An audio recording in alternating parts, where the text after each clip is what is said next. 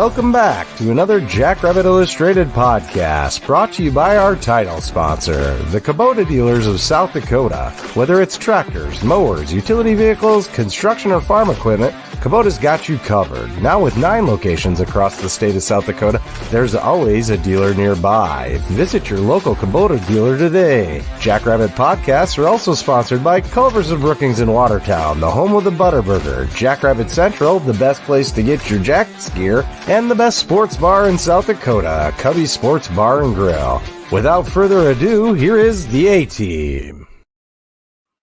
And here we go. It is Selection Sunday. We're through it. We've seen the bracket, and we have a big show lined up tonight. We're joined by Kevin Marshall of FCS Nation Radio. We've had Stone on a couple times, but we have never had Kevin on. And we had to right that wrong. We had to make it right with you, Kevin. And you are here to help us kind of understand this bracket and break down some of the teams that we don't know a ton about. So how the heck you doing, Kevin? I'm very glad to be here. Thank you, gentlemen. I'm fans of what y'all do. You know that. I'm in your comments just about every show. It's very well done. And it's nice to hear a good intro that's not on AM radio. We can't have a good intro that sounds like that, where it resonates in your headphones, because most of the sports radio stations are AM radio stations. So it's almost like doing something with a record player versus a very good sound system. So thanks for that. And I'm really glad to be here, guys. I know everybody really appreciates what you do. And I don't know, maybe you're going to get there, Chad, but could you right away, Kevin, while people are listening, jump into fans will be better fans if they listen to you. How do fans find you? Well, the Twitter page is the best place to go, at FCS Nation Radio 1. If you go to our website, the show will be there every week. We want you to listen on our radio stations a lot, which would be very helpful to us. Around South Dakota, the best one to get on is the ESPN Sioux Falls station. Those guys do a great job. And it's really strange that the guy who does the daily show there, he's an App guy. So how does an Appalachian State guy and a Citadel guy be on the same radio station in Sioux Falls, South Dakota? It's just a hell of a country, y'all. It's the only thing I can say about that. Hey, that's awesome. That's awesome. Chad, how the heck are you, buddy? Yeah, I'm not too shabby. Can't complain. And yeah, man. It was a great day yesterday. How nice was it? And so nice. The highlight of my day was hanging out with your son. I felt bad because I might have said something because I got a little worked up about a topic in front of your kid. I don't think he heard. Yeah, it was good. Yeah. He looked at me like, "What did you do?" And I was like, "Cool, man, cool." Yeah. I think he had a day, didn't he? Did he look like he had a day? Oh man. Well, I want to hear from Dallas, then I'll tell you about Miles's day. So Dallas, how the heck are you, buddy? We're all here for Miles talk. I'm good. I'm feeling sad that I missed the game yesterday. Had all kinds of kid stuff. I was at many hockey games, so missed out, but otherwise doing well. Also a little bit salty right now. We could talk Josh Dobbs quarterback play right now if you'd like, because the Vikings are playing, and man, he's looking good, dude. It's kind of fun. Yeah, and I'm the most casual Vikings fan ever, like most Minnesotans, but dude, this is pretty fun. I gotta ask before we get any farther, Kevin, are you broadcasting from where they held Tony Stark hostage in Iron Man? Because that's my guess. Yeah. I said a duck blind. I'm coming to you from an undisclosed location, and it's and look, there's only certain parts of where I live where the internet is good in our house, so that's just the way it is. So if I have one of those Ben moments, which I think is what we're just going to describe, the screen freezing up, since it happens to him so often, and it's never like a good look on his face when it happens. He's always going like, "Bah!" Or something. So, I had one pre-show. Oh man, I think he's just glad Ted Kaczynski took the rap. Yeah, right. Mirror sunglasses is not a good look for me. Oh, that's good. So yesterday, took my son Miles, he's 8 years old, absolutely loving the Jacks right now. Been to all the games that I've been to, all 4 games at home, and so we got there. We dropped off flags. Thanks to everyone that ordered Jackrabbit Illustrated flags again this year. Dropped off flags. You got to meet John Colley with Kubota Dealers of South Dakota, and John hooked him up with some nice little footballs. So he had a blast right away. Went over and saw Chad. Brendan took some pictures with the Fathead. Went back to our spot. Some of his buddies had showed up. So he played football for about an hour and a half in the backyard, ate some food. And then we went down and watched warm-ups at the stadium. Spent the first quarter right on the field. So that was cool. And then after the game, Deb Gronowski, Deb, if you're listening, thank you so much. You made his day. She took Miles with her out on the field to see all the players and get autographs. And Deb introduced him to everyone. And Miles got basically 20 different autographs, 25 different autographs of the players. Talked about it the whole 2-hour car ride home back to Appleton here. And talking about it this morning. I think you probably told everyone in church. So yeah, it was good. Man, that's great. Yeah. So it was great day. Miles had his best day. So pretty cool. But someone that maybe didn't have their best day, but still got a convincing win was the South Dakota State Jackrabbits yesterday, taking care of business with Missouri State. And I'll just say this right away. As crazy as the FCS was yesterday, I am grateful we won. Like, regardless, we survived, we won, didn't play our best, and still got, a 18-point victory, 16-point victory, whatever it was. Chad, initial impressions from you? Yeah, definitely wasn't our best game, I thought we looked good in several instances, but there was times where we just looked sloppy. Our guys, if you ask them, I'm sure they're going to tell you they could play a better game than that. Missouri State, they had some players. They made some plays. That first touchdown, dude, that was a dime by that guy. Only his guy could get it. His guy made a great play on the ball. You got to give credit where credit's due. Would have liked to see our twos not give up that touchdown like you had said. Jaden Yankees, him, obviously. Jeez. Yeah. Tucker Large.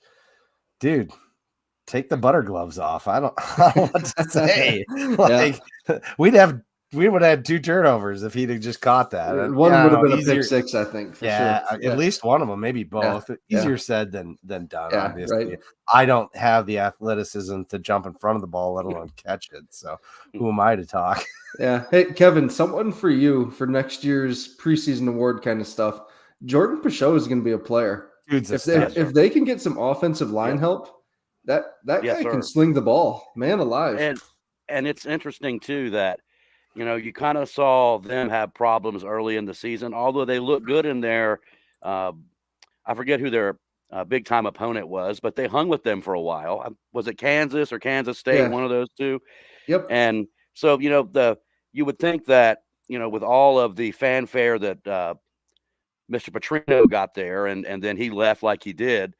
And, now he's out of a job, right? So he was at Texas A&M, right? So you're wondering if he maybe regrets that. But it took him a while to get that good thing going there. There's no doubt. They've looked good the last 2 weeks. That's for sure. Curb stomping Mark Farley's boys and then coming in there and hanging around with the number 1 team in the country for as long as they did. That's a team on the upswing. I don't think there's any doubt about that. Yeah, and we were talking pre-show, the easy thing for them would have been to just roll over in that second half, down 21-3 at halftime. But they didn't. They played hard throughout. I give them credit for that. They did, and I think you calling out, Matt, that just the fact that the Jackrabbits won with all the chaos that went on in the FCS, right? And I think that's what makes me feel best about the South Dakota State team is I've used the word professionalism. That's not right, but just the maturity and the consistency. My God, that doesn't happen very often. The only time we've seen that is out of those Bison teams, from the last decade, where you trust that they're going to sort it out. And that's where South Dakota State's at right now. And you look at the athletes across the field for Missouri State, and there's some dudes. I know you called out Pinchot, you called out, is it Sharp? That wide receiver is so nice. Man, he's good. Yeah, and quick. They do, and and that's the difference. I mean, football, people call it the ultimate team sport because, I mean, their athletes can line up one-on-one against anybody in the country, but they just don't have the consistency. They're just not a team in the way that South Dakota State is. And that's why I won't say I was nervous coming in, but I think we talked about this a little bit, at least on the chat, that, you got somebody with nothing to lose and a bunch of dudes that, a whole bunch of transfers and tweener FBS type guys, if they come in and they all decide they're going to have the game of their life, that can make it interesting. And we were able to squash that. Mm-hmm. Mm-hmm. Yeah. I thought our defensive line overall had a nice game. Ryan Van Marl, sack right away, big tackle for loss. Cade Trevere, Quentin Hicks in the backfield a lot. Brian Williams, just the way he pursues down the line of scrimmage, really fun to watch. We're going to miss that big guy. Yeah. I love how he plays so much. And he splits double teams like I don't even know who I could compare him to. Like the way that somebody with that size of a frame can get skinny and split a gap, it's just amazing. God, he's fun to watch. Yeah, it's easy to see why he was that, All-American at Valdosta, right? So, yeah, I'm glad he came up to Brookings. He transferred up. That's great. It was quite interesting watching us play a 3-man front more often. That was kind of different, something that we don't see quite as much of, and did pretty well with it. Obviously, we were trying to stop those passes, but a couple times our guys ran into each other in the secondary, and it brought in that extra safety a few times too. That was interesting. Felt like we needed just another day of practice on that. Yep. We'll get into Ben. Don't you worry. We'll get into some superlatives here in just a little bit. We're not there yet. Yep. So Ben's just happy that my screen hasn't frozen yet. That's all. Because he's waiting for it to happen. Well, let's go back. You talked about in Rants and Raves, which was beautiful as always, Matt. Nice job. And, again, watching, I don't know if they actually let off the gas or if there's just that, again, they're playing a great team. So maybe it was just Missouri State's time to make a little bit of a run, but it sure felt like, okay, the game's the game is in hand or going to be in hand. Let's just get through this and get done and get to Selection Sunday. What are you guys' thoughts on just kind of the way that, at least offensively, that things kind of shook out there and how we, kind of stuttered in the middle? Well, obviously, like the fumble, right, with Angel. Yeah. That was a hell of a play by that defensive end to get in there. I don't even know who you blame that fumble on. If you blame it on Mark, if you blame it on Angel, I don't know. Or you just say, hey, that nice play, a man. lot. Yeah, and he just come around like at the end like a missile. He played it really well. Sometimes they got guys. Everybody's got guys. They make plays too. Right? Like I used to tell my youth team, sometimes the other team tries to. Yeah. And then the missed field goal. I didn't like that whole sequence. I don't think to close out the first half, and we've been so good on those 2-minute drills. Closing out halves. To have the missed field goal was kind of a letdown. If he nails that field goal, that's a good way to go into half. And then the second half coming out and punting, didn't like that. Just like the play calling was choppy, I thought too. I don't know. Yeah, never found a huge more sequence. disconjointed than normal, right? Like it just was. And I don't know if it's because we were just up. Like you said before the show, Stig used to say, if you get up early like that, it's hard to keep that juice sometimes. And this team's been locked in all year, even when they haven't had great games, they were still locked in. This game, maybe just not as locked in, Yeah. Go to Garrett's thing. Go to Garrett's comment. Yeah. Because I think this is true. Like the game was in hand.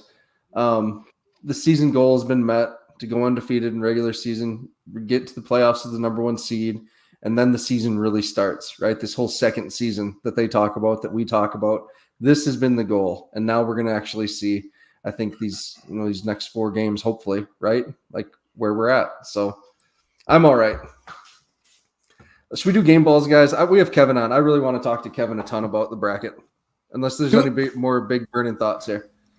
No, nothing in particular. I think on yesterday, a great all-around effort. Again, you mentioned the D-line. You called them, called them out, I think, in Rants and Raves as well. But no, I thought that was solid. And there's a lot of different guys that made some good plays. And my goodness.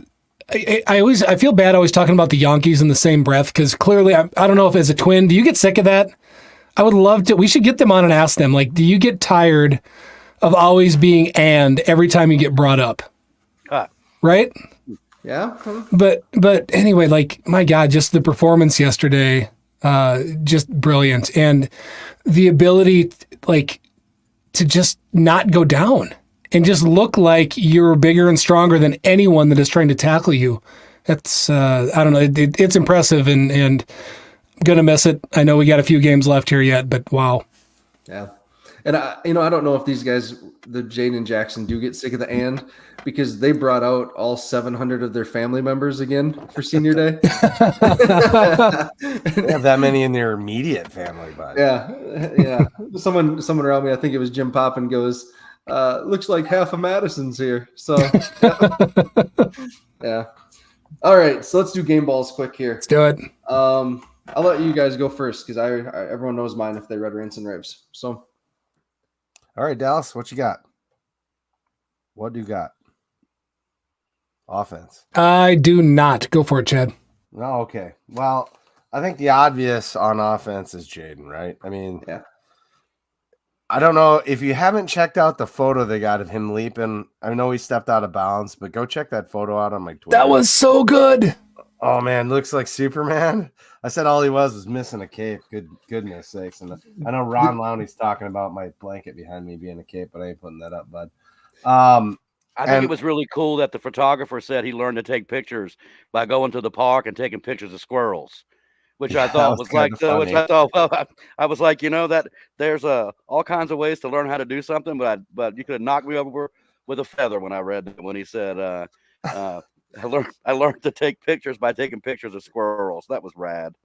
Well, if you're trying to get fast action shots, I imagine squirrels fall. Yeah, you ever try to get a squirrel to hold still? It's impossible. Unless you give them a nut to chew on. Anyway, and then on defense, I think even though I was giving him a hard time about missing the catches, Tucker Large was all over. Yeah. And he definitely, I think he earned it in this one. I mean, honorable mention would go to Freeman, like always. I think the dude's playing a little banged up. And by that, I mean Jason. I think he's dinged a little bit. And he's got some kind of thing on his wrist. And, but yeah, as far as special teams, well, I mean, I guess you give it to Hunter Dustman or Tucker Large again. I don't know who else there is to give it to. But Angel had a couple catches too, right, on kick return, so he did okay too. I don't know. Who did you go with special teams? I don't remember from Rams. You gave it to everyone. I gave it to the coverage units. The coverage units were so good. It is. If I had to choose one player, though, I would go with Dante Johnson. It's been so good to see him healthy, racing down there. He had a big tackle on, I think, the kickoff return. It's easy to see why Dante was a Colorado State commit originally, right before Norvell came in and cut him. So Dante's a stud, and once he gets fully ingrained with the defense, he's going to be great. So yeah, I thought you were going to go with Gunners. And I did go on defensive line. I did go with Van Marl, right? I love Van Marl. Right, so Van Marl had a good game. Yeah. Awesome. So sorry, I copped out there earlier, Chad, because I realized I needed to go back and look at a couple of. Well, I want to go back and look at a couple of defensive stats I didn't get to. So yeah, clearly offensively, one Yankee had a brilliant game. My goodness, after that would be Mark, but man, what a great game, and just the times that he made plays, right? It isn't just about the stat sheet. It's the impact in the game within the game when you make plays. And he just seems to have a nose for that. So yeah, bravo to him. And I'm going to go with Stallbird. If I got to pick somebody on defense, he just, the way that he was around the ball, I feel like he stood out a little bit more than his coworkers around him yesterday, but a lot of great performances on defense. Good. Yeah, and I'd just like to bring up what Cord Caraway says. Gales is laying on some big licks. Yeah, Dyshawn had a heck of a game too. We get used to it from some of these guys, and they don't get quite the accolades because we're just so accustomed to it and expect that out of them. And Dyshawn's one of them. I mean, he's had a great year. He definitely had a fantastic year. So just a fun player. I'm gonna miss him. Just the pizzazz he plays with, and I want to miss his family's shirt. Yeah, his family shirts are still it. legit. Those are awesome. Yeah, and they get new ones every year. They're different. Like I remember the first time I saw him in Fargo, I was like, dude, that's so awesome. Yeah, and I think they were actually made by. Yeah, I think they're. I don't think they're legal necessarily, Chad. So yeah, okay. Maybe I don't know. Maybe he didn't make them. What are you I know? What are you, the fun police? Come on. Yeah, right. All right, Chad. Let's move on. All right. So this next segment, we know this guy loves it because he tried it when he came here to visit this fall from Montana State. But this segment is sponsored by Culver's of Brookings and Watertown. There's still time to get your Curter Burger. Dallas probably gets one every day. He just walks over, gets all the Scoopy tokens out of the garbage can. I was at Culver's today. Yes. What did you have, Big D? No doubt. Yeah, what did you have, buddy? 2 double cheeseburgers, ketchup and pickles. Skipped the fries today, and actually root beer. All right. Root beer. What kind of beer now? What is a root? What is that? I don't. For the way that I talk. What is a root? Originally, it was made from sassafras, but you know that. There's an ingredient there that the government won't let you have no more. Saffron. Gotcha. Well, the Culvers that I went to ran to Hardee's right across the street out of business. See, I keep up with what's going on there. Yeah, the one exactly. Ran Hardee's right out of town. We know that we're now your second favorite team, and that Montana's been slotted to the 3. Look, look, man. There were people at that ball game yesterday who wanted to kill me. And that's all right, you know. But no, that was really cool because a lot of people look at Bobby Houck and you know the way that he is, you know, in his press conference and stuff. It's just different than when you're sitting there with him one-on-one. I know a lot of people will say the same thing about me. You know that. When they meet me and they see how we are on Twitter, we're savage, but we keep it real and we try to tell the truth. And sometimes people don't like that. But you know, he's a really super dude. And you know, that wasn't malicious, you know, he was just letting me know that he knows and that he wanted me to know that he knows that I know that he knows that I know. It's a game of passion, man. Yeah, it really is. And you made sure to wear your colors, so good for you, man. I mean, look, when I almost tore my own ACL there in the semifinal a couple years ago in Bozeman, I think it was Chad that even remarked, "What were you doing on the sideline there in a Citadel shirt? Was that you?" And Chad said, "Who the hell else is going to be at a Montana State, South Dakota State semifinal game on the sideline in a shirt from 2,500 miles away?" Love it. That's great. I love it. Hold on. Can we? I want to not to drag us backwards, but I'm going to drag us backwards. Corey Caraway made a comment. Chad, you flashed it up. The refs' enunciations were spectacularly entertaining. I noticed that as well. I think we've had that guy before, but I don't know where he learned to pronounce his T's. But God, he worked hard at that. That was worth calling out. He must be a singer or something, you know. He's over enunciating the. He practiced, clearly practiced. So good job. All right, sorry, I'm done now. You're good. So Kevin, how was the Brawl of the Wild? Was it as bad as the score looked? Yes, yes, and it was as big of a domination by the Grizz in Missoula this year as it was by the Bobcats in Bozeman last year, right? Talking to just about everybody that I spoke with in the tailgate lot before the game, everybody agreed that we would know a whole bunch after the first couple of series about how that football game was going to go, because that's how it was last year in Bozeman. Montana State last year just came out and knocked the Grizz around. There were holes to run through, you know, huge ones, and this year Montana just came out and, you know, you don't want to say the Cats were flat, because how can you be flat in the biggest game of your season, right? That's just and I think that maybe you know, the Cats talked about it a lot, you know, what it meant, what they were trying to do, and, you know, and give Bobby Houck credit. One of the things he tried to do was just treat it as it was just another game, even though we knew it wasn't true, and they want to beat that team, and that team wants to beat them worse, and they want to beat anybody else. But I think Coach Houck did a good job of keeping the Grizz on an even keel. They weren't up too high before the game. And, maybe Montana State just, they're not as good as we thought they were. I think they probably caught y'all on a day that, but if the Jackrabbits were gettable, it was that day, y'all, because you have not looked the same since that football game.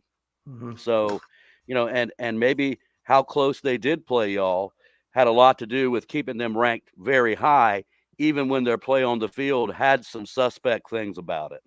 Yeah. What the heck's going on with that quarterback room there? I mean, Yeah, I think that's the question that everyone's wondering about.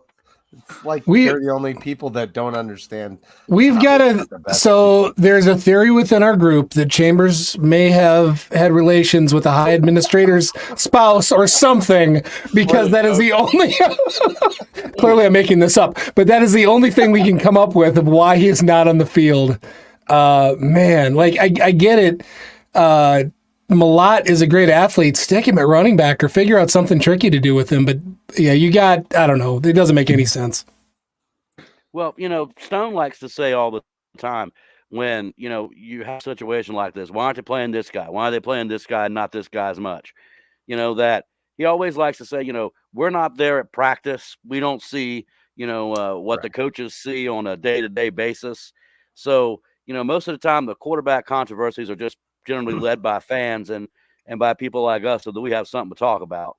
But there's got to be something that Chambers does in practice that Brent Vegan just don't like. And maybe he's just one of those players that doesn't show a whole lot in practice, but does extremely well in the games. There are people like that. Dallas, when you played, I know there were probably people who you watched them practice and you're like, who's this dude? And then on Saturdays, you were like, well, who is this dude? Right. And where did he come from? So I don't know. That's a very good question, because as an outsider looking in, I'm with y'all.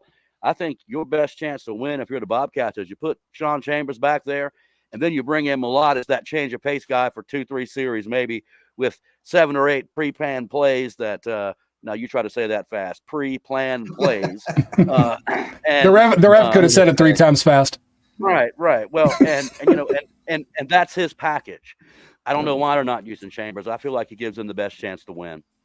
Yeah, it's just wild right now. 100%. It's like everybody outside the program that doesn't control who plays thinks that. Maybe not their fans, but certainly all of us in the rest of FCS land kind of have that opinion. So. And Kevin, kind of shifting gears here. Obviously, you carry the banner a lot for the SoCon. What the heck happened with Furman and Western Carolina yesterday? What can you share about those ones? Well, I'll say this about Wofford. And do you remember how many times I would mention that how much I admired and respected the way that Indiana State has continued to play? Yep. That, they haven't quit. They give you their best shot every week. And that at some point you thought maybe that was going to be rewarded. Well, for Wofford, that's been the case all season. They played their guts out for Sean Watson, and that's a sign of guys who. I'm bringing up a name there that y'all are pretty darn familiar with, aren't you? So, yep, you painted the picture perfectly when you said that. Yep. So, and with VMI, look, there's a. I tried to explain it to somebody yesterday. They said, first of all. What are the 2 military schools doing in a conference that has good teams like the Southern, like the SoCon does? Aren't there easier places for them to play in that part of the country? And the answer is yes, there are. But both of those schools kind of, help found what the SoCon has become. VMI left for a little bit, but they came back. Those guys just, they just don't want to hear it, about how the other team is so much better than them and they can't compete. And, that just really rubs those guys the wrong way. And what they did yesterday, well, first of all, Cole Gonzalez got hurt. And when he went out of the ball game, the quarterback play for Western Carolina dropped significantly. So that was the common theme in those 2 games yesterday. You got 2 teams that aren't particularly good, but who will fight you. And you had the teams that they were playing who were highly favored playing with backup quarterbacks. So I think it's tough luck for Furman. And everybody knows that that's my favorite team. And and that the difference between 10-1 and probably being the 2 seed, and you would be looking at all these teams that would have to come to Greenville, and then being where they are at number 7 and knowing where they're going to have to go, most probably, which is right here to Grizzland. In 60 minutes of game time, that whole season changed for the Furman Paladins, and that sucks. And the idea that Western Carolina didn't get in, we talked about it before the show here, that Gonzalez wasn't going to be back anytime soon. And I think the committee recognized that fact and decided that what they put on film yesterday with the backup quarterback is not something anybody wanted to see in the FCS playoffs, and that they looked at Chattanooga, similar resume, similar teams, and thought, well, at least this is a team that's going to have a quarterback who's played. Let's put them in instead. Mm-hmm. Yeah, I don't like the chat slot. I think that was anyway. Yeah, well, for me, I'm just glad that there were 3 teams that got in. And, the SoCon did kind of flex its strength a little bit yesterday from top to bottom, with the Wofford win, with the VMI win, and with Samford beating UT Martin to keep them out of the playoffs. So, what can be construed as a very ineffective and very almost laughable day for the SoCon, if you want to look at it that way, or you can also look at it with the from the lens that I choose to look at it from, glass half full and all that. That some teams who weren't particularly good all season put it all together yesterday, and that was a good day for the SoCon in some respects.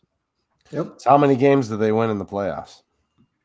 Look, when you're looking at, first of all, I'm curious as to how Austin P outbid Chattanooga, because they were Chattanooga. They had the playoffs circled this year, and if they didn't get there, there might've been a coaching change. No kidding. And, the fact that when you put everything into being in the playoffs, you don't put up a bid that can outbid Austin P, which is in a much smaller town in Tennessee. And, that was kind of surprising. That'll be the a very only thing good that makes sense there is they thought they weren't going to get in, right? Maybe right. That may be true. But if you don't think you're going to get in, why not put in a competitive bid anyway if it doesn't matter? It's not like you got to give the NCAA the money if you don't get in, right? So, so there's that. And then, look, Mercer will probably beat Gardner-Webb, although that's a Trey Lamb coach football team, and the Lambs know how to coach football. People aren't familiar with that family. Just Google Lamb coaching family, Georgia. And the father is a huge winning high school football coach. One of the sons was Bobby Lamb, who was the head coach for Furman. He was the quarterback for Furman when they won the national championship. Coach Furman, and then helped start the program at Mercer. Trey is his boy, and he's done a very good job there at Gardner-Webb. Interesting story about that. When I guess it was early 2000s. I was in Greenville about a month after the season was over, and I saw Coach Lamb, Bobby Lamb, with Trey and his other brother, and they were maybe 11, 12 years old then. And I saw him in the grocery store, and I stopped and asked Coach Lamb if he knew what time it was, and he looked at his watch and said, it's like 1:30. And I said, Coach, are you sure it's not 10-9? Because the Citadel would beat Furman 10-9 about a month earlier, and he looked at me, and we all laughed. And Trey still remembers that when I had him on the show. He totally recalled that. All right, a few other interesting games before we get into the bracket here, just to kind of go through quick. UND needed a last-minute touchdown to beat Illinois State at home, and if UND hadn't done that, they likely wouldn't be in the playoffs. NDSU really took care of business against UNI. What a disappointing season for Theode. We've talked about that a little bit. His draft stock had to just plummet this year. Yep. I mean, is there a draft stock for him anymore? I think maybe not. Gosh. Oofda. The fighting Reganowskis took care of business versus Butler, and Drake makes it into the playoffs. So super happy. I was able to tell Ryan that. Draw for them too, though. Yeah, going up to Fargo. Oh well. Nova kicking the tar out of Delaware. Oh my goodness. That was a kind of a surprising result. Kevin, I think you guys were on that. that you guys talked about Villanova maybe being a little underrated. What do you see in them like that no one else saw, I guess, in that game? Well, look, the thing about it is that, and maybe y'all will agree, but that's now a 9-2 team, Mm-hmm. and I bet there aren't 40 people in the country that can name their quarterback, right? Which is weird because they're a CA team, and have that kind of a gaudy record, and really nobody knew a whole bunch about him. Mark Ferrante's done a hell of a job there as the head coach, and that's a good football team. And when you look down and what kind of money do you think you could have got before the season that Villanova would have been a seed in the playoffs? I mean, that would have been 10,000 to 1 type odds. No kidding, right? And and it's a hell of a job done by them. And look, the way things are set up, they could make a little bit of a run. They really could. And in that same league, look at what the Great Danes have done. Yeah. Right? That Albany's I mean, fire all year. When Labanowitz and I watched that Fordham game in week 1, I said to him, who are these guys? And their defensive line is as good as anybody's, and the offensive line will push you around. Quarterback can make some plays, and he's just a sophomore. So I don't think this will be just a flash in the pan for them either. But look, we've all talked about the gap between the Jackrabbits and everybody else, and it's there. But if things work out the way they work out, it'll be very interesting to see who gets the Frisco one and who wins. So I'm real excited about the whole deal, man. Yeah. The final game, just want to highlight quick because this is going to come up as we talk about the bracket here. UC Davis won the Causeway Classic, took care of Sac State 31-21. So Lane, what's his name? Larison is back or was back, had a good game, and Sac State had another loss. So let's move into the bracket a little bit. And let's talk about the bracket discussion is going to be sponsored by Jackrabbit Central. Obviously, I hope everyone took advantage of the sales yesterday that they had at the stadium. Yeah, I know, Chad. I know. Sorry. But the stadium sale yesterday, they had everything there at the stadium store, 25% off. Obviously, Touchdown Tuesday is going to be this week. But if you wait until Friday, everything is going to be 30% off in store and online. So huge deals there for Black Friday.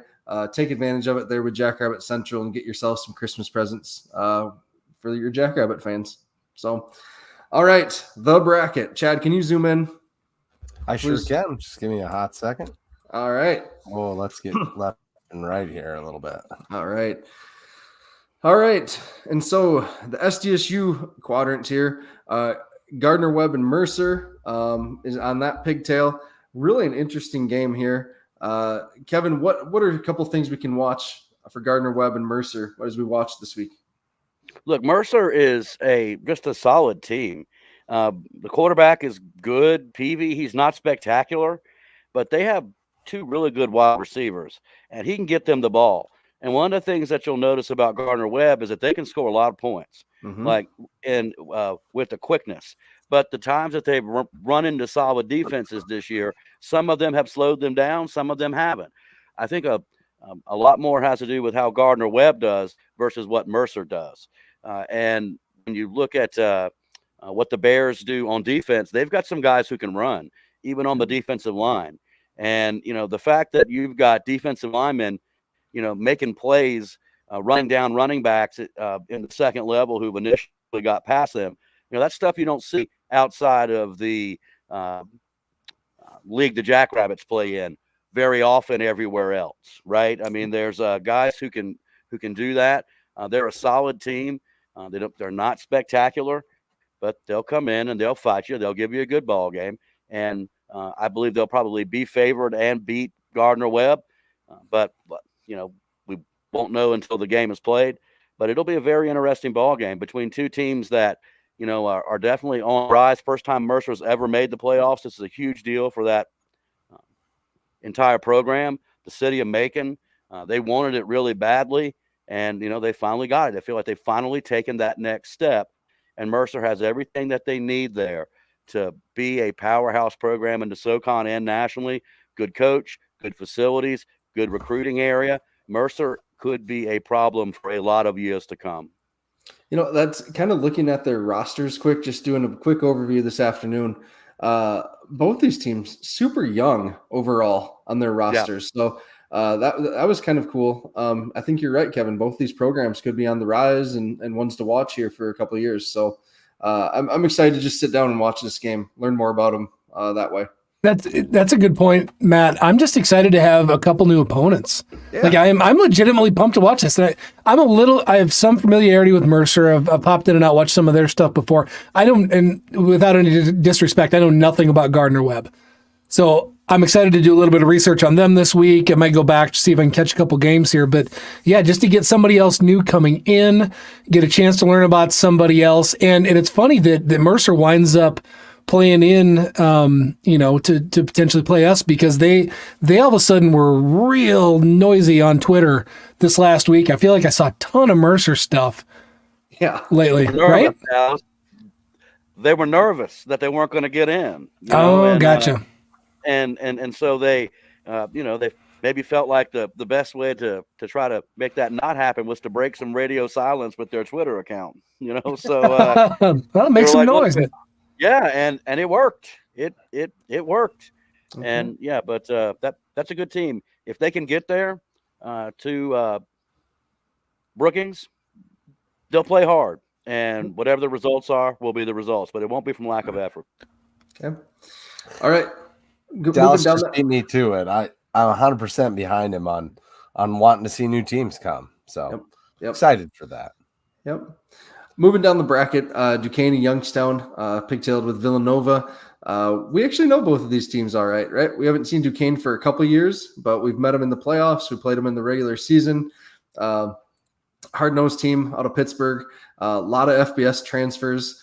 We remember that. A lot of kids from Pitt, a lot of kids from Penn State. I don't know if their roster still shapes up that way, but it used to.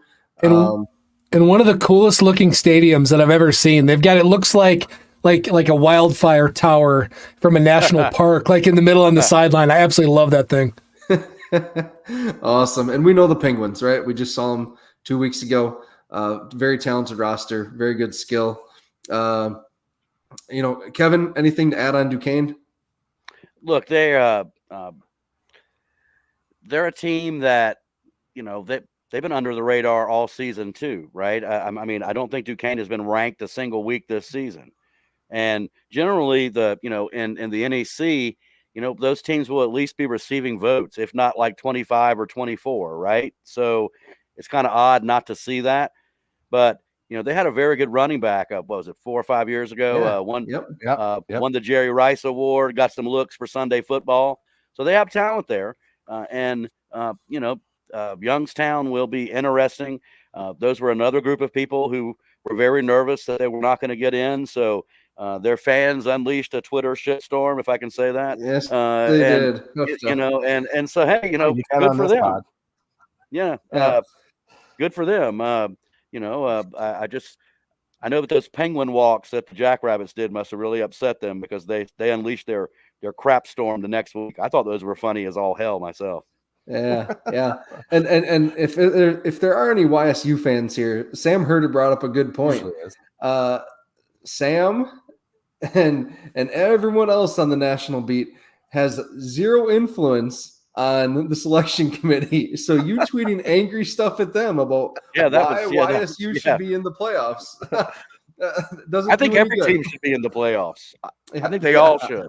There we go. So, that's when people are angry tweeting me and Lebanowitz, I'm just like, man, I'll be glad to retweet your stuff. I think we do that more than just about anybody else, right? If you have FCS content, we retweet it,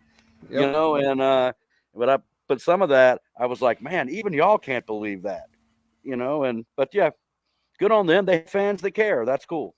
Yep, exactly. All right. Chad, did you shift down? We all know Sam hates your team. We all know this. Yeah, right. All right. All right. Was that a problem? Do you want me to go back up? Sorry, I was just moving my way down, but this is fine. Lafayette and Delaware. Blue Hens, big. Obviously, we talked about them stubbing their toe big time against Villanova. They'd looked pretty good for most of this season. Lafayette, obviously beating Holy Cross, kind of flipped the script in the Patriot League. What are you looking for in this one, Kevin? Look, Lafayette has a dynamic offense, pretty darn good quarterback too. And when you're looking at Delaware, Villanova just came out and I mean, that was never really a ball game. And, how do you just, forget about that and go, well, now we're playing in the national playoffs.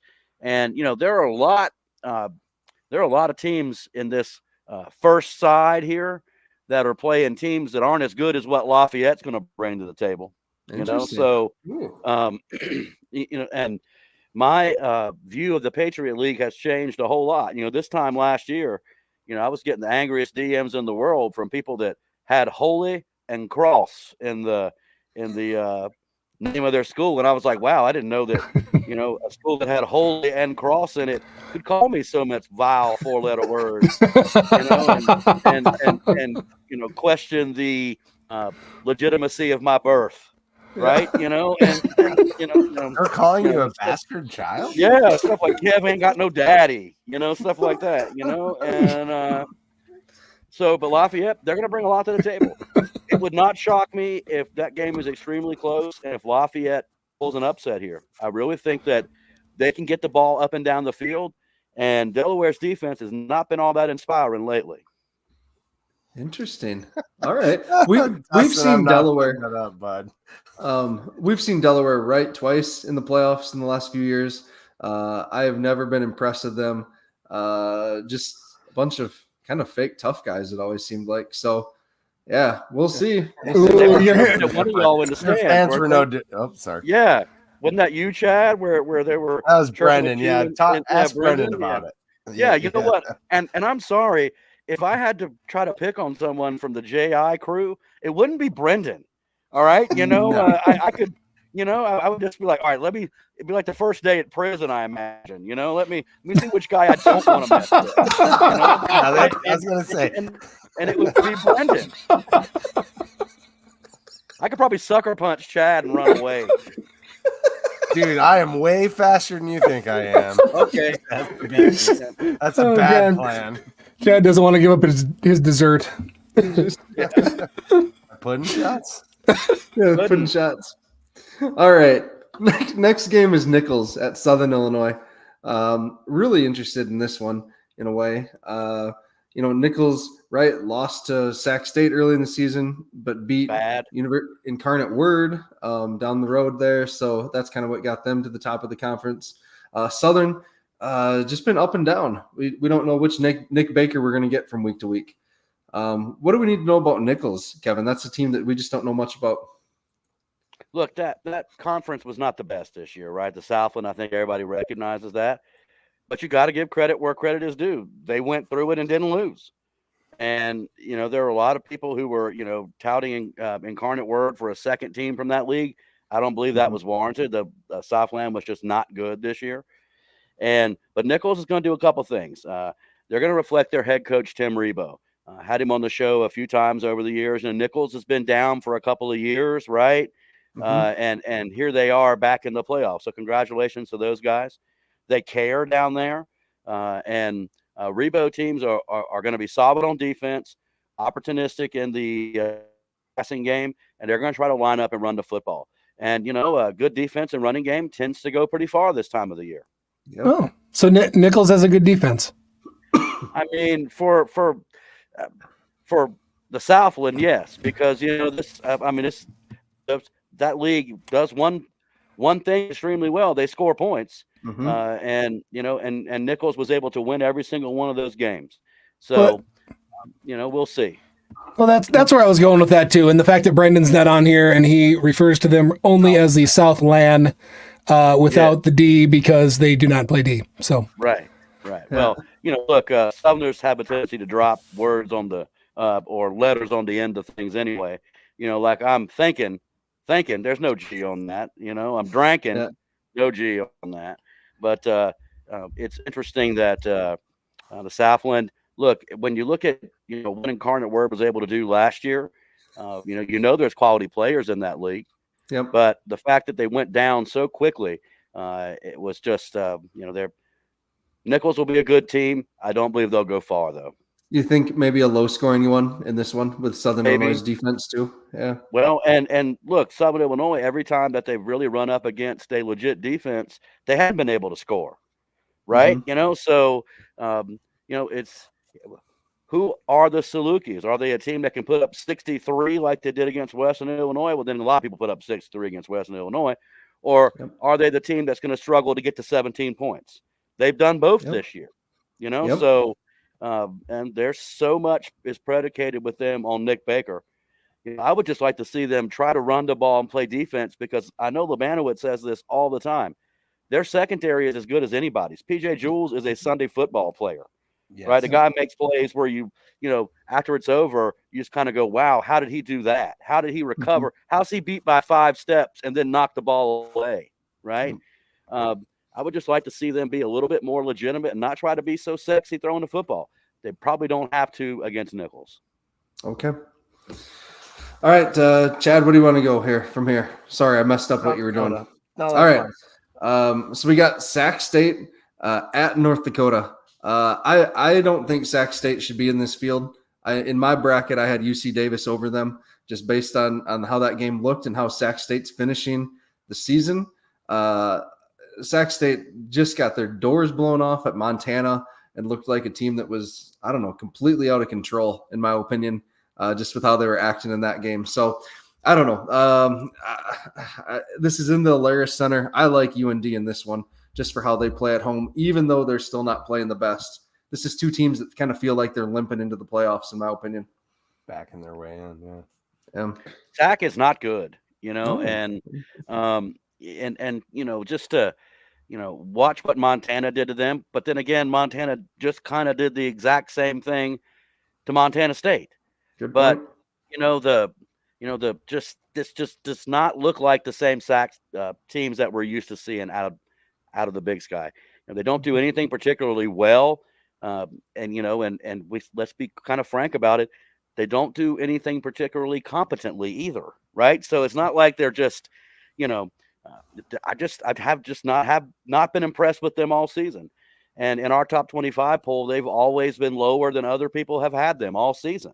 Mm-hmm. Just because they just don't look like a top 10 team to me, and they're not. I don't think so. I would like to think that as long as we've been doing this, that I kind of know what one of those looks like when I see it. Right. And they just haven't impressed me all season. So, Kevin, you are nailing your audition to make their highlight tape. That's nice work. I mean, look, I just want to know, is Northern Arizona a top 10 team? I mean, they were 5-3 in the Big Sky. Right. So they got a marquee win, didn't they? Anyway. I'm just yeah. All right. Yeah. All right, Chad. Thanks, man. I was hopeful that all that might go away. But thanks for keeping hope alive. We can go back. We can go back to, I tweeted out today that we all remember when we thought that the Grizz were terrible and Holy Cross was great, because I completely did. Yeah. And I will own that 100%. Yeah. Well, Holy Cross is a different team without their quarterback playing 100%. So, But they don't have a defense. Anyway, it doesn't matter. They're done. So they're done. Yeah. Drake in North Dakota State. NDSU's playing really well right now. We've seen both these teams. This is going to be a game where it's a 50 Butterburger, right? I hate how well North Dakota State's playing right now. Yeah. Not worried about them, but or maybe I like it. You know what? Heck, FCS is better. They make a great villain. But yeah, they've looked good the last 2 weeks, haven't they? Mm-hmm. Mm-hmm. Yeah. But if you were going to say that FCS is better when the Bison were good, Dallas, but you almost did. I was just going to remind you that I don't know.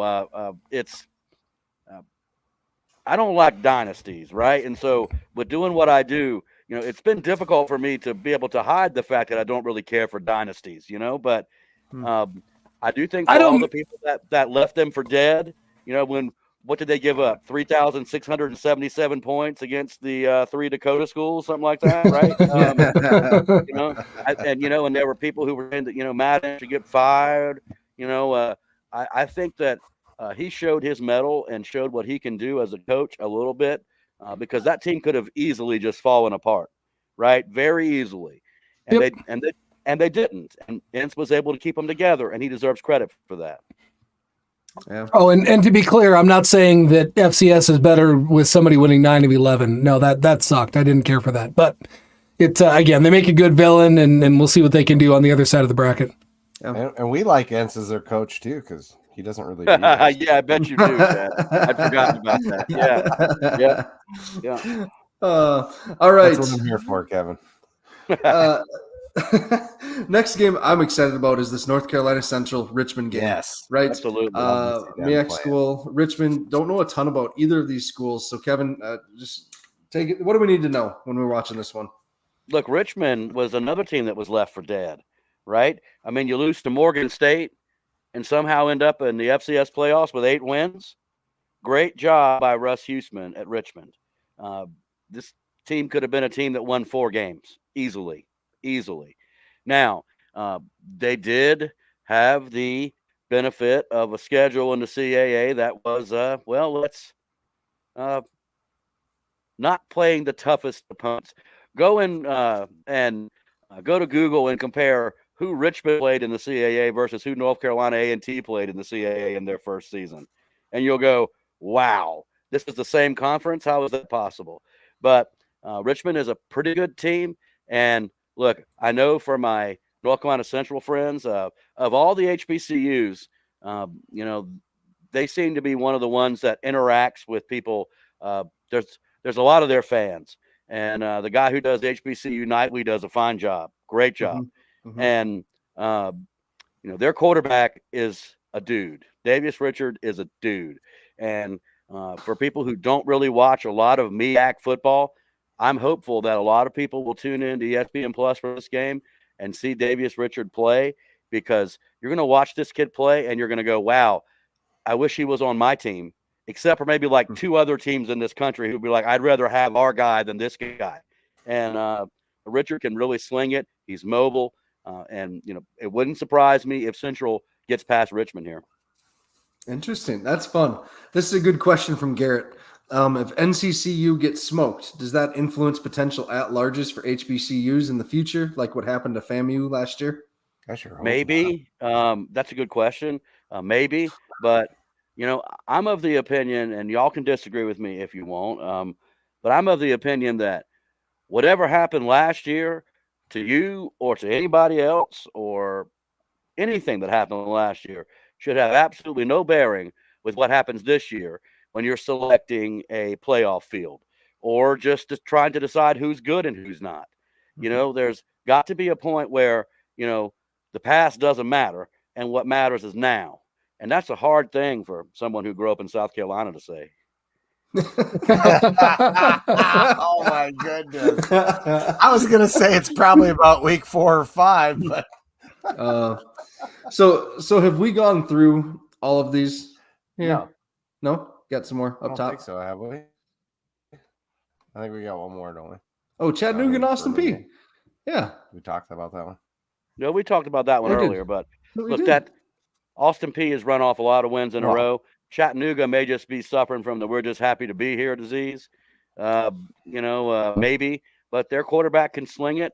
I would like Chattanooga better if Alim Ford had been healthy all season. The fact that he went out is everybody is missing a good opportunity to see what that young man from Florence, South Carolina is made of. He's a really great running back. Chattanooga, give them credit. They've had the playoff circle before the season, and they're here. Regardless of whether you think they ought to be or not, they are. And that's good for their program. That's for sure. Yeah. All right. Last segment here. It's going to be sponsored by Cubby's Sports Bar and Grill of Brookings. That's the place to go to watch all these games next Saturday. If you are in Brookings, get there, and they're going to have every game on the screens, I bet. Why wouldn't they? It's going to be a blast just to be able to watch all these at the same time for those that overlap. So pretty excited for that. And enjoy some tasty food, variety of beers, whatever it is. So get to Cubby's of Brookings. Thanks for your sponsorship, guys. All right, Kevin, you are famous on your show. You and Stone have a bunch of sayings that you're famous for. So I kind of jotted down 4 of them that are going to kind of they're going to be questions for the playoff field here. Okay. Okay. So this first one, you say this quite a bit. So which team is coming in hotter than fish grease to the playoff bracket right now? I mean, there's nobody you can say that's hotter than fish grease than the South Dakota State Jackrabbits. They haven't lost. You're sitting here nitpicking an 18-point victory. Talk 10 minutes terrible about people. what was wrong with an 18-point victory. But yeah, the Jackrabbits. Not only am I looking forward to y'all getting to Frisco so I can hang out with y'all because I like y'all and the Jackrabbit fans were awesome. But just keep doing what you're doing. Run the ball, play defense. Let Gronowski hit the ball over the top, right? And you don't have to be sexy to hoist that trophy. You just got to be able to be there to hoist that trophy, man. And that's what y'all do. North Dakotans proved that year after year after year. Yeah. That is true. That's good. All right. As you look at these first round matchups, and we're going to take NDSU out of this equation, okay?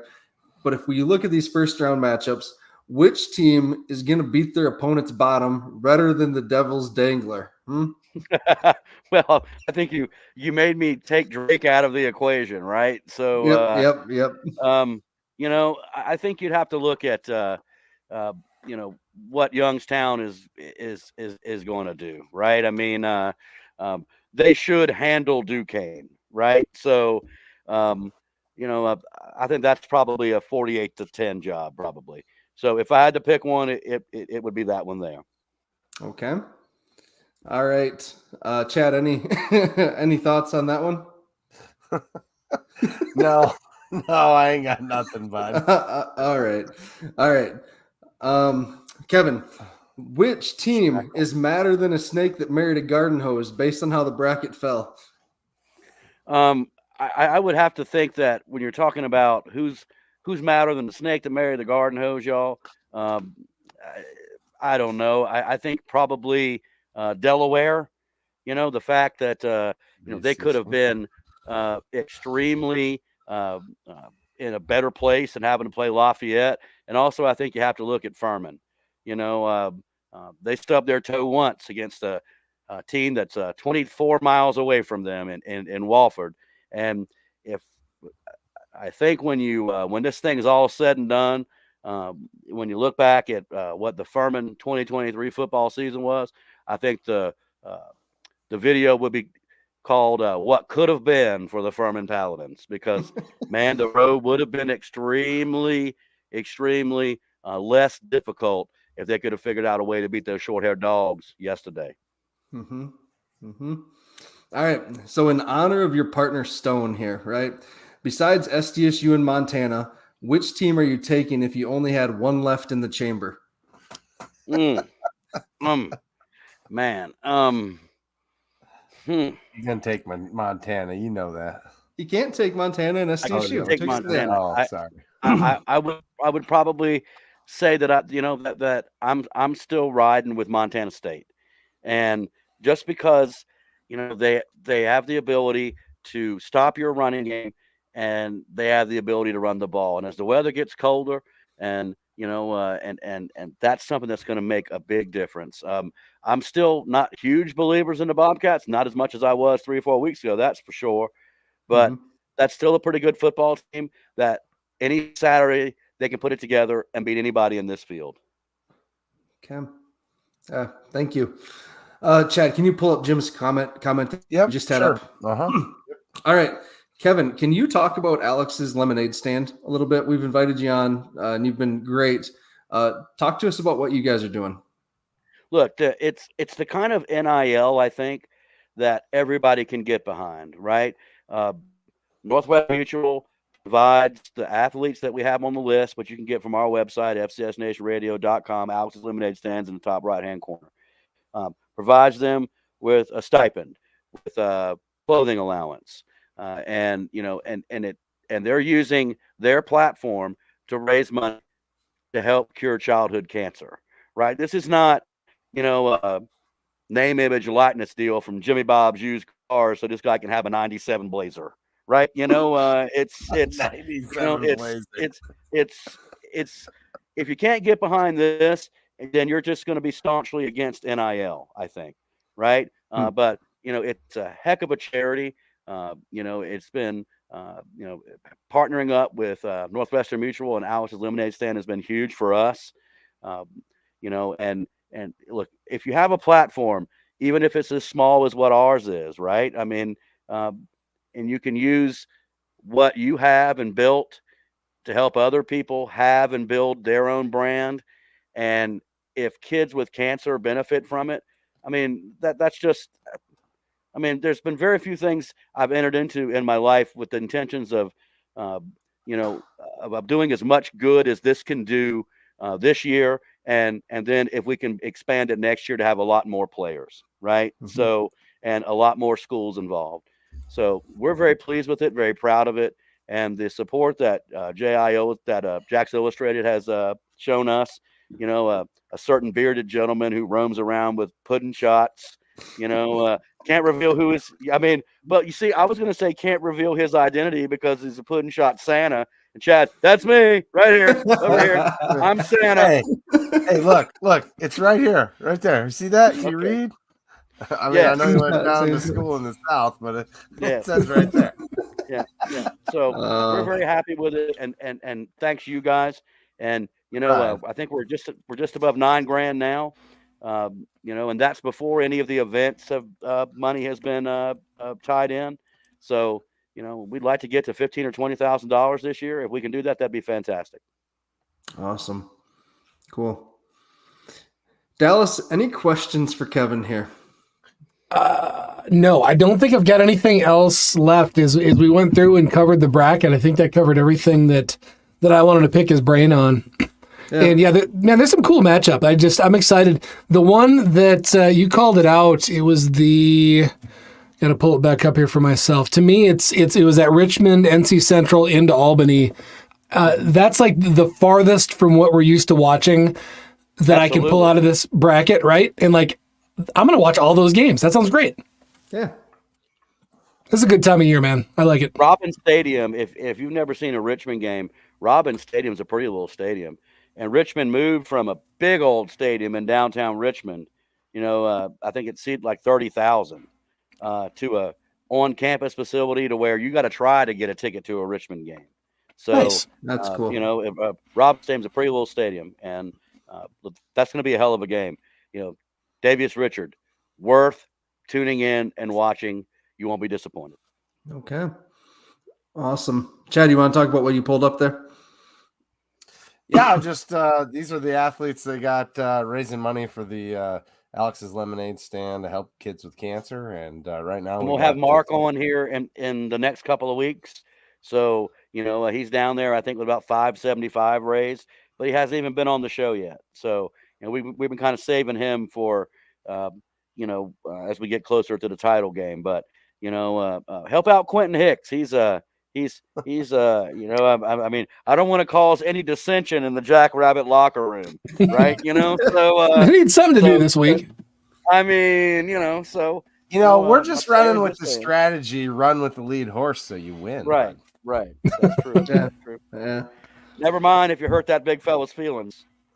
Yeah, right. They're grown men; they can take it. Man.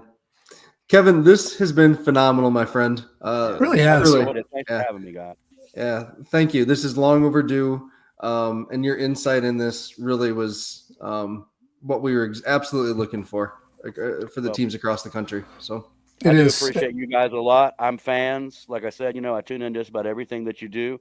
I was a little tired yesterday, so I didn't see Zach and Brendan at 1 a.m. Central. Oh, I've never watched that. You don't have to feel bad. I don't know. I was too late, man. I would have probably have typed something like Grizz good, Cat's bad, good night. Something that would have been all I could muster after being there yesterday. But yeah. Well, Chad was on that show once. And he about fell asleep, so he decided not to do it anymore. But I mean, when Chad was texting me about this, or maybe was it you, Chad, that was texting me, or maybe it was Brendan about doing this. I it was said, me. so, Yeah. oh, you, I said, Yeah, so Matt. no all night from Saturday to selection, Saturday night to selection. And I said, no, it's past my bedtime, something like that. Oof. So, yeah. Jim Poppins, a warrior, probably our best fan. He watches it all, man. I'm sure he did. I woke Love up you in the some middle Jim of the night Poppins, to go to man. the bathroom and responded to Brennan, and he still responded to me. It was 20 minutes after they'd finished their show. Love me some Jim Poppin. He was he made sure I got my first taste of Ears Up beer. So, and I'll never forget that. Hauled it all the way from South Dakota to Texas for me. That's a very nice man. There Love we it. go. All right, I tell you what. Back to just to close the circle and what we started off with earlier. SDSU fans, make sure check out Stone, check out Kevin, listen to their radio show, figure out where you can do it, follow them on social media. It's absolutely fantastic stuff. Again, you'll be a better fan if you do. Absolutely. Thanks, guys. That's really nice of you to say, Dallas. So, and I really appreciate that. Thank you. Yep. All right, everyone. We have an off week.